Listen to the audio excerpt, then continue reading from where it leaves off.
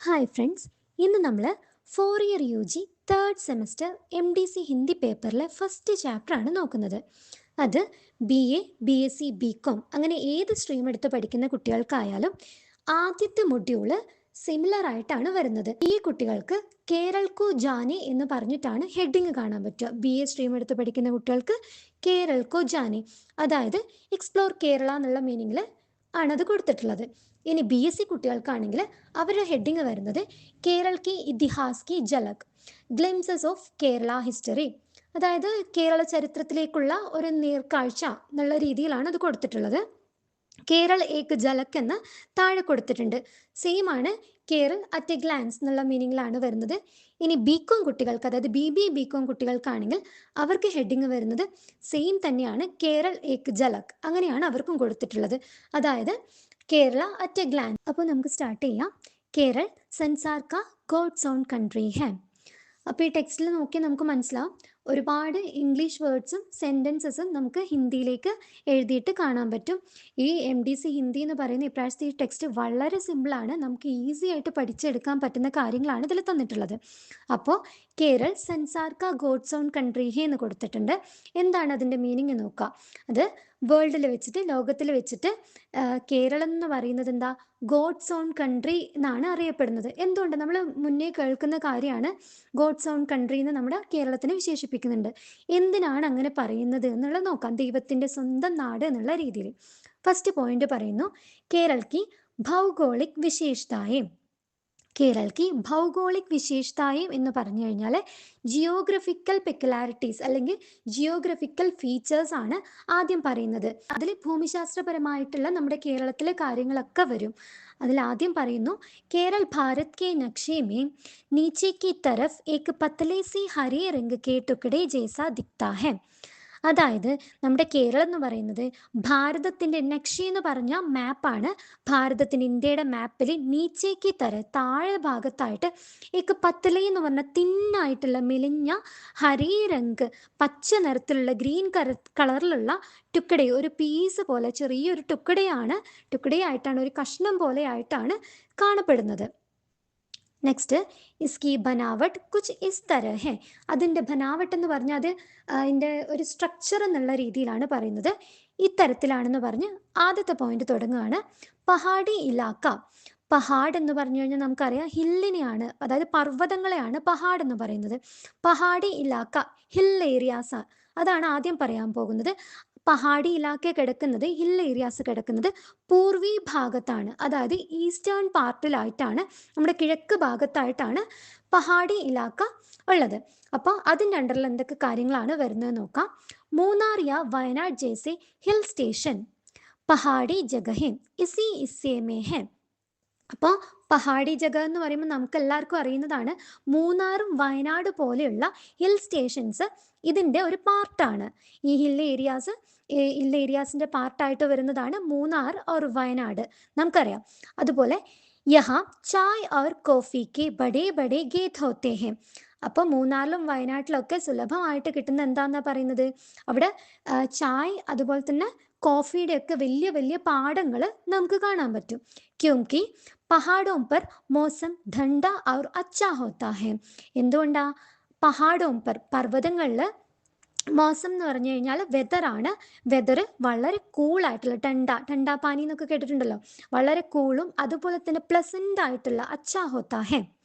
ഭാരത് കി Sabse ഊഞ്ചി ചോട്ടിയോ may സെ ഏക് Anamudi Chhoti യഹി Kerala may ഹെ. അതുകൂടാതെ വേറെന്ത് പ്രത്യേകതയാണ് പറഞ്ഞേ, ഭാരത് കി സബ്സെ ഊഞ്ചി ചോട്ടി, ഭാരതത്തിലുള്ള ഏറ്റവും ഹയസ്റ്റ് ആയിട്ടുള്ള പീക്കുകളിൽ ഒന്ന്, ഹയസ്റ്റ് പീക്സിൽ ഒരെണ്ണം നമ്മുടെ കേരളത്തിലുണ്ട്, അതാണ് ആനമുടി ചോട്ടി. ഈ ചോട്ടി എന്ന് പറയുന്നത് പീക്ക്, കൊടുമുടി എന്നുള്ളതിനെയാണ് ചോട്ടി എന്ന് ഹിന്ദിയിൽ പറയുന്നത്. അത് ആനമുടിയാണ്. ആനമുടി നമ്മൾ കേട്ടിട്ടുള്ളതാണ്, അത് കേരളത്തിലാണുള്ളത്. ഇൻ പഹാഡോം പർ ഘനേ ജംഗൽ ബി ഹോത്തേ ഹെ. അതായത് നമുക്കറിയാം വയനാട് എന്നൊക്കെ പറയുന്നത് നല്ല രീതിയിൽ എന്താ, ഒരുപാട് കാടുകളൊക്കെ, ഡെൻസ് ഫോറസ്റ്റ്, അതാണ് ഘനേ ജംഗൽ എന്ന് പറയുന്നത്. പിന്നെ യഹാ ഷേർ, ഹാത്തി ഓർ കൈ തരഹ് ജാൻവർ ഹോത്തേ ഹെ. പക്ഷേ കേരളത്തിലുള്ള ഫോറസ്റ്റുകളിൽ വൈൽഡ് ലയൺസ് ഇല്ല എന്ന് തന്നെയാണ് അറിയാൻ പറ്റുന്നത്. ടെക്സ്റ്റിൽ അങ്ങനെ ഒരു പ്രിന്റ് വന്നിട്ടുണ്ട്. നമുക്കതിന് പകരമായിട്ട് ഹാത്തി, ബാഗ്, തേന്തുവ അങ്ങനെയൊക്കെ എഴുതാൻ പറ്റും. അതായത് ഹാത്തി എന്ന് പറയുമ്പോൾ നമുക്കറിയാം എലഫന്റ് ആണെന്നുള്ളത്, ബാഗ് ടൈഗർ ആണ്.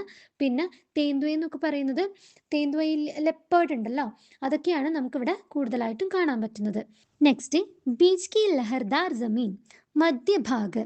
അപ്പോൾ ഇവിടെ ലഹർദാർ ജമീൻ കൊണ്ട് ഉദ്ദേശിക്കുന്നത് നമ്മൾ സ്റ്റാർട്ടിങ്ങിൽ ആദ്യത്തെ പോയിന്റ് പഠിച്ചത് ഹിൽ ഏരിയാസ് ആണ്, പഹാടി ഇലാക്കയാണ്. അപ്പോൾ അവിടെ വലിയ വലിയ കുന്നും മലകളൊക്കെയാണ് ഉണ്ടാവുന്നത്. ലഹർദാർ ജമീനിലേക്ക് വരുമ്പോൾ ഇവിടെ ചെറിയ ചെറിയ ഹിൽ ഏരിയാസ് ഉണ്ടാവും, അതിൻ്റെ കൂടെ തന്നെ സാധാ പ്ലെയിൻ ആയിട്ടുള്ള ലാൻഡ്സും ഉണ്ടാവും. അങ്ങനെ ഹിൽ ഏരിയാസും ചിലയിടങ്ങളിൽ പ്ലെയിൻ ലാൻഡ്സും രണ്ടും കൂടെ, ചെറിയ ഹിൽ ഏരിയാസ് ആണ് ഉദ്ദേശിക്കുന്നത്, രണ്ടും കൂടെ മിക്സ് ആയിട്ട് ഒരു വേവി പോലെയാണ് ഈ ലാൻഡ്സ് കിടക്കുക. അതുകൊണ്ടാണ് ഇതിനെ ലഹർദാർ ജമീൻ എന്ന് പറയുന്നത്. അപ്പോൾ ഇത് സെൻട്രൽ പാർട്ടിൽ മധ്യഭാഗത്തായിട്ടാണ് ഇത്തരം സ്ഥലങ്ങൾ ഉണ്ടാവുന്നത്. കോട്ടയം യാ എറണാകുളം के आसपास के इलाकों में आपको ऐसी जमीन दिखेगी. അതായത് ലഹർദാർ ജമീൻ നമുക്ക് കാണാൻ പറ്റുന്നത് കോട്ടയം, എറണാകുളം, അതായത് കൊച്ചി ഭാഗങ്ങളുടെ അടുത്തൊക്കെ ആയിട്ടാണ് നമുക്ക് ഇത്തരത്തിലുള്ള ജമീൻ, ഭൂമി കാണാൻ പറ്റുന്നത്. യഹാം റബ്ബർ കി പേഡ് और दूसरी फसलों उगाई जाती हैं. നമ്മൾ നേരത്തെ പഹാടി ഇലാക്കയിൽ ചായ് ഓർ കോഫിക്ക് ഖേത്താണ് കണ്ടിട്ടുള്ളതെങ്കിൽ ഇവിടെ റബ്ബർ എന്ന് ഉദ്ദേശിക്കുന്നത് ഇവിടെ റബ്ബറിൻ്റെ മരങ്ങളും അതുപോലെ തന്നെ മറ്റ് ക്രോപ്സ് ഒക്കെയാണ് ഇവിടെ കൾട്ടിവേറ്റ് ചെയ്യപ്പെടുന്നത്.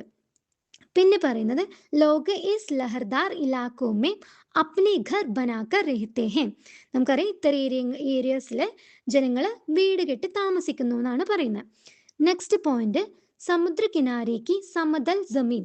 അപ്പോൾ സമുദ്രത്തിനടുത്തായിട്ടുള്ള സമതൽ, ഫ്ലാറ്റ് ആയിട്ടുള്ള ജമീനാണ് ഇനി പറയുന്നത്. ജമീൻ എന്ന് പറഞ്ഞ ഭൂമി, ഇത് വെസ്റ്റേൺ പാർട്ടിലാണ് ഇത്തരം സ്ഥലങ്ങൾ കാണപ്പെടുന്നത്. കേരള കാ സബ്സെ പശ്ചിമി ഹിസ്സ അറബ് സാഗർ കി ബിൽക്കുൽ കിനാരെ ഹെ.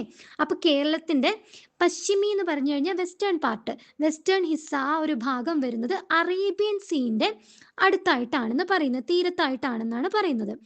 ഇസ്ലിയെ യ പൂര ഇലാക്ക, അതുകൊണ്ട് തന്നെ ഈ കംപ്ലീറ്റ് ഏരിയ സമതലാണ്, സമതൽ ഫ്ലാറ്റ് ആണ്.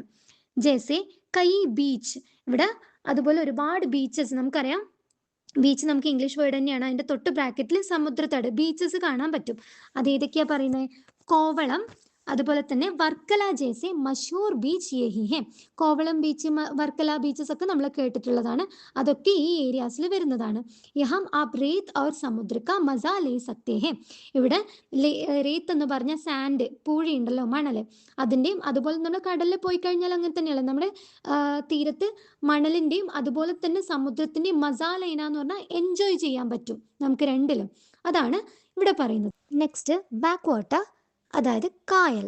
ഒരു ഇംഗ്ലീഷ് ഓർ മലയാളം വേർഡാണ് ഇവിടെ കൊടുത്തിട്ടുള്ളത്, ഇതിനൊരു ഹിന്ദി വേർഡ് ഇല്ല. യഹ് കേരൾ കി സബ്സെ ഖാസ് ചീസ് ഹെ. നമ്മുടെ കേരളത്തിൻ്റെ വളരെ സ്പെഷ്യൽ ആയിട്ടുള്ള ഒരു സംഭവം തന്നെയാണ് കായൽ എന്ന് പറയുന്നത്. അപ്പോൾ ഈ പറഞ്ഞ കാര്യങ്ങളൊക്കെ നമ്മളിപ്പോൾ മുന്നേ ഇതുവരെ പറഞ്ഞതൊക്കെ നമുക്ക് ഫെമിലിയർ ആയിട്ടുള്ള കാര്യങ്ങൾ, പുതിയതായിട്ട് ഒന്നും തന്നെ ഇല്ല എന്നാണ് ഞാൻ മനസ്സിലാക്കുന്നത്. വളരെ സിമ്പിൾ ആയിട്ടുള്ളതും ഫെമിലിയർ ആയിട്ടുള്ള കാര്യങ്ങൾ തന്നെയാണ് നമ്മൾ പറഞ്ഞുകൊണ്ടിരിക്കുന്നത്. ബാക്കി ये ऐसे पानी के रास्ते हैं जो समुद्र से जुड़े होते हैं. ഇത് നമുക്കറിയാം, കായലുകൾ എന്ന് പറയുന്നത് വെള്ളത്തിലൂടെയുള്ള വഴികളായിരിക്കും. രാസ്ത എന്ന് പറഞ്ഞ വഴിയാണ്, അത് സമുദ്രമായിട്ട് കണക്റ്റഡ് ആയിരിക്കും. ലേക്കിൻ ശാന്ത ഹോത്തെ ഹെ. സമുദ്രമായിട്ട് കമ്പയർ ചെയ്യുമ്പോൾ കായലുകൾ ഭയങ്കര ക്വയറ്റ് ആയിട്ടായിരിക്കും ഉണ്ടാവുക. ये नहरों छोटी नदियों और झीलों का एक जाल है. അത് നെഹ്റോം എന്ന് പറഞ്ഞ കനാൽസിനെയാണ് ഉദ്ദേശിക്കുന്നത്. ചോട്ടി നദിയും ചെറിയ റിവേഴ്സ് ഓർ ജീലോം കാ ഏക് ജാൽ ഹെ. ഇതിൻ്റെയൊക്കെ കനാൽസിൻ്റെയും ചെറിയ നദികളുടെയും, ജീലോം എന്ന് പറഞ്ഞു കഴിഞ്ഞാൽ ലേക്സ് അല്ലെങ്കിൽ സ്ട്രീം, ഇതൊക്കെ ഇൻക്ലൂഡഡ് ആയിട്ട് ഇതിൻ്റെയൊക്കെ ഒരു നെറ്റ്വർക്ക് പോലെയാണ് ഈ കായൽ എന്ന് പറയുമ്പോൾ വരുന്നത്. ജേസെ ആലപ്പി, ആലപ്പി എന്ന് പറയുന്നത് ആലപ്പുഴ എന്ന് ബ്രാക്കറ്റിൽ കൊടുത്തിട്ടുണ്ട്. ആലപ്പിക്കോ പൂർവ കാ വെനീസ് കഹത്തെ ഹെ. നമുക്കറിയാം, നമ്മുടെ കിഴക്കിൻ്റെ വെനീസ് എന്ന് നമ്മുടെ ആലപ്പുഴേനെ വിളിക്കാറുണ്ട്. എന്താണ് വെനീസ് എന്ന് ചോദിച്ചാൽ, വെനീസ് ഇറ്റലിയിലുള്ള ഒരു സിറ്റിയാണ്. ഭയങ്കര ബ്യൂട്ടിഫുൾ ആയിട്ടുള്ള നോർത്ത് ഈസ്റ്റേൺ ഇറ്റലിയിലുള്ള കുറേ കനാൽസും ബ്രിഡ്ജസ് ഒക്കെ ഉള്ള, നമുക്കൊന്ന് ഗൂഗിൾ ചെയ്ത് നോക്കിയാൽ കാണാവുന്നേ ഉള്ളൂ, ഭയങ്കര ബ്യൂട്ടിഫുൾ ആയിട്ടുള്ള ഒരു പ്ലേസ് ആണ്. അതിന് നമുക്ക് ഈക്വൽ ആയിട്ട് ഏതാണ്ട് പറയാൻ പറ്റുന്ന നമ്മുടെ കേരളത്തിലുള്ള ഒരു സ്ഥലമാണ് ആലപ്പുഴ അല്ലെങ്കിൽ ആലപ്പി എന്ന് പറയുന്നത്. അതുകൊണ്ടാണ് നമ്മുടെ കിഴക്കിൻ്റെ വെനീസ് ഓഫ് ദി ഈസ്റ്റ് എന്ന് നമ്മുടെ ആലപ്പുഴേനെ പറയുന്നത്. ഹിന്ദിയിൽ അതിന് പൂർവിക വെനീസ് എന്ന് പറയും. ക്യോംകി യഹാം നാവോ മേ ഘർ അതായത് നാവോമേ ഘർ എന്ന് പറഞ്ഞു കഴിഞ്ഞാൽ ബ്രാക്കറ്റിൽ കൊടുത്തിട്ടുണ്ട് ഹൗസ് ബോട്ട് ഹോത്തേ ഹെ और ലോഗ് ഇനി പാനി കെ രാസ്തേ മേ ഘൂംതേ ഹെ. അപ്പോൾ ഇവിടെ എന്തുണ്ടെന്ന് പറഞ്ഞു? ഹൗസ് ബോട്ട്സ് ഉണ്ടാവും. നാവോമേ ഘർ, നാവ് തോണികളാണ്, അതിൽ എന്തുണ്ടാവും? വീടുകൾ ഉണ്ടാവും. ഹൗസ് ബോട്ട് ഉണ്ട്. അതുപോലെ തന്നെ ആൾക്കാർ ഈ പാനിയിലുള്ള വഴികളിലൂടെ നമ്മൾ എന്ത് ചെയ്യുന്നുണ്ട്? കറങ്ങുന്നുണ്ട്. അതാ നമ്മളിപ്പോൾ ട്രിപ്പൊക്കെ പോകുന്ന ഒരുപാട് ടൂറിസ്റ്റുകളൊക്കെ വരുന്ന ഒരു പ്ലേസും കൂടിയാണ് നമ്മുടെ ആലപ്പുഴ എന്ന് പറയുന്നത്. പിന്നെ നെക്സ്റ്റ് പോയിന്റ് നദിയാ. केरल की ज्यादातर नदियां इन्हीं पहाड़ों से निकलकर इस സമതൽ ഹിസ്സേ സെ ഹോത്തെ ഹുയെ സമുദ്ര മേ മിൽ ജാത്തി ഹെ. അപ്പോൾ നമ്മൾ കേരളത്തിൻ്റെ ഓൾമോസ്റ്റ് എല്ലാ നദികളും എന്ത് ചെയ്യുന്നുണ്ട്? ജैसे പെരിയാർ എന്ന് കൊടുത്തിട്ടുണ്ട് ഒരു എക്സാമ്പിൾ ആയിട്ട്. ഈ പഹാഡേരത് മൗണ്ടെയിൻസിൽ നിന്നും നിക്കൽക്കർ, മൗണ്ടെയിൻസിൽ നിന്നും ഒഴുകി വന്നിട്ട് സമതല പ്രദേശങ്ങളിലൂടെ ഒഴുകി പിന്നീട് കടലിൽ എത്തിച്ചേരുന്നതാണ്. ഇതൊക്കെ നമുക്ക് മുന്നേ അറിയാവുന്ന കാര്യങ്ങളാണ്. കേരൾ की भौगोलिक विशेषताएं 3 मुख्य हिस्से में बांटी जाती हैं. നമ്മൾ ഇത്രയും കാര്യങ്ങൾ പറഞ്ഞതിന് ശേഷം ഇതൊക്കെ 3 പാർട്ടാക്കിയിട്ട് നമ്മുടെ ജിയോഗ്രഫിക്കൽ ഫീച്ചേഴ്സിനെ 3 പാർട്ടാക്കിയിട്ട് തിരിച്ചിട്ടുണ്ട്. അതാണ് ഇവിടെ പറയുന്നത്. ഇനി നമ്മൾ ഇത്രയും നേരം പഠിച്ച കാര്യങ്ങൾ തന്നെയാണ് കേട്ടോ. പൂരബ്മേം ഊഞ്ചി ഊഞ്ചി പഹാഡ്, അതായത് ഈസ്റ്റ് സൈഡിലായിട്ട് വലിയ വലിയ ഹൈ മൗണ്ടെയിൻസ്, അത് പശ്ചിമി ഘാട്ട്, അത് വെസ്റ്റേൺ ഘാട്ടിലാണ് ഇത് കാണുന്നത്. ബീച്ച് മേം തോടി ഊപ്പർ നീച്ചെ ലഹർദാർ ജമീൻ, മിഡിലായിട്ട് തൊടി ഊപ്പർ നീച്ച്, നമ്മൾ നേരത്തെ പറഞ്ഞല്ലോ ചെറിയ ഏറ്റക്കുറച്ചിലുകളുള്ള ഉയർന്നും താഴ്ന്നയുമായിട്ടുള്ള പ്രദേശങ്ങൾ. പശ്ചിം മേം സമുദ്ര കിനാരേക്ക് സമതൽ ജമീൻ ജഹാം ബീച്ച് അവർ ബാക്ക് വാട്ടർ. അപ്പോൾ നമ്മൾ ലാസ്റ്റ് പറഞ്ഞത് പശ്ചിം ഭാഗത്ത്, വെസ്റ്റേൺ ഭാഗത്തായിട്ട് സമുദ്രത്തിൻ്റെ കിനാരെ തീരത്തായിട്ട് സമതല പ്രദേശങ്ങൾ, അതായത് പ്ലെയിൻസ് ആയിട്ടുള്ള പ്രദേശങ്ങളും അവിടെ ബീച്ച്, അതുപോലെ ബാക്ക് വാട്ടർ, അതിൻ്റെ ബ്രാക്കറ്റിന് ജീലം ഓർ നെഹ്റോം കാ ജാൽ നമ്മൾ നേരത്തെ പറഞ്ഞു. എന്താണ്? കനാൽസും അതുപോലെ തന്നെ ലേക്സ് ഒക്കെ ഇൻക്ലൂഡഡ് ആണ് ഇതിൽ. ഇത്രയും കാര്യങ്ങളാണ് നമ്മൾ ഇത്രയും നേരമായിട്ട് പറഞ്ഞിട്ടുള്ളത്. 3 പോയിന്റ് ആക്കിയിട്ടാണ് അതിനെ ലാസ്റ്റ് തന്നിട്ടുള്ളത്. ഇനി ഖാസ് ഭൗഗോളിക് വിശേഷതാओं के कारण केरल इतना खूबसूरत और भगवान का अपना देश कहलाता है. അപ്പോൾ നമ്മൾ ആദ്യം പറഞ്ഞു ഗോഡ്സ് ഓൺ കൺട്രി എന്ന് എന്തുകൊണ്ടാണ് പറയുന്നത് എന്നുള്ളത് പറഞ്ഞിട്ടാണ് നമ്മൾ തുടങ്ങിയിട്ടുണ്ടായിരുന്നത്. അപ്പം ഇനി ഇത്തരത്തിലുള്ള ഈ പറഞ്ഞ ഖാസ് ഭൗഗോൾ, ഇത്തരത്തിലുള്ള സ്പെഷ്യലായിട്ടുള്ള ജിയോഗ്രഫിക്കൽ ഫീച്ചേഴ്സിന് കാരണമാണ് നമ്മൾ കേരളത്തിന് ഇത്ര ഖൂബ്സൂരത്ത്, വളരെ ബ്യൂട്ടിഫുൾ ആയിട്ടുള്ള, അതുപോലെ തന്നെ ഗോഡ്സ് ഓൺ കൺട്രി എന്നൊക്കെ നമ്മൾ വിശേഷിപ്പിക്കാൻ കാരണം. ഈ ഒരു ഭാഗത്ത് ഇത്രയും കാര്യങ്ങൾ മാത്രമേ പറയുന്നുള്ളൂ. നിങ്ങൾക്ക് മനസ്സിലായി എന്ന് വിചാരിക്കുന്നു. പുതിയ പുതിയ കാര്യങ്ങളൊന്നല്ല, നമ്മൾ മുന്നേ കേട്ട് വരുന്ന കാര്യങ്ങളാണ്. നമുക്കിതൊക്കെ എളുപ്പം മനസ്സിലാക്കാവുന്നതേ ഉള്ളൂ. അപ്പോൾ ഇന്നത്തെ ക്ലാസ് ഇത്രയേ ഉള്ളൂ. Okay, thank you.